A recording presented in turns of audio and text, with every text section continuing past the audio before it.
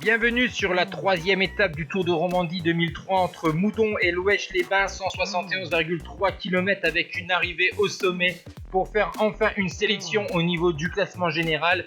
Le début de ce Tour de Romandie avec des arrivées pour baroudeurs et le prologue n'a pas vraiment provoqué d'écart entre les différents favoris au classement général.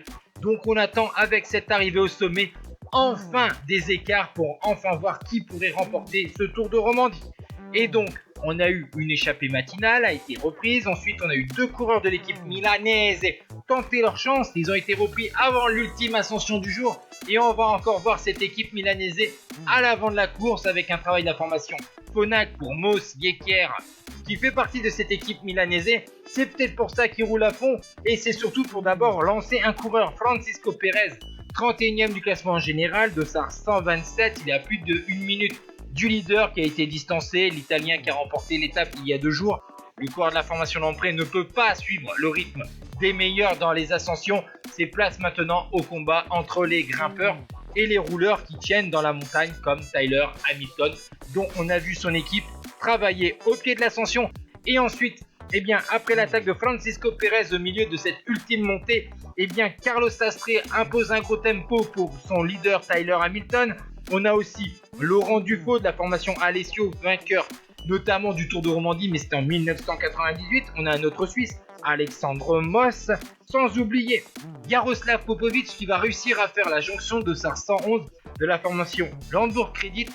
Ça sera une belle ascension pour le jeune Ukrainien qui finira quelques semaines plus tard 3e du Tour d'Italie. Et on est maintenant sur une partie roulante.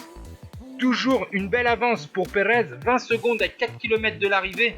Derrière, les deux coureurs de la formation CSC imposent un gros tempo. Il y a encore un maillot vert, il s'agit de Fabian Yekier, le Suisse de l'équipe milanaise. Et alors qu'à l'avant de la course, malheureusement pour Francisco Pérez, on lui a donné la mauvaise route. On lui a indiqué carrément la mauvaise route. Et malheureusement, il ne gagnera pas cette étape. Et donc c'est dans ce groupe de tête, avec donc Yekier, Moss, Dufaux, Sastre, Hamilton, Popovic, qu'on va se jouer la victoire à Loëche-les-Bains.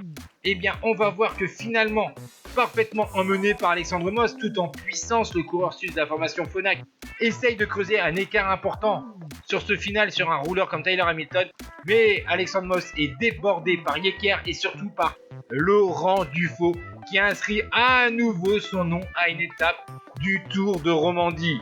Derrière, dans le groupe de chasse avec Zule, Lancer, Choro, Moncoutier, Del Olmo, Noé, Zubeldia, Moller, Laiseka, Cuesta et Fertoni, on a perdu quasiment 1 minute sur le groupe de tête que vous voyez donc. Le classement de l'étape, Hamilton perd 2 secondes, Sastre 7 secondes et Popovic 11 secondes dans les derniers mètres. Et au classement général, Laurent Dufaux s'empare du maillot jaune, 6 secondes devant Moss, 15 devant Hamilton et 19 devant Fabian Yekier.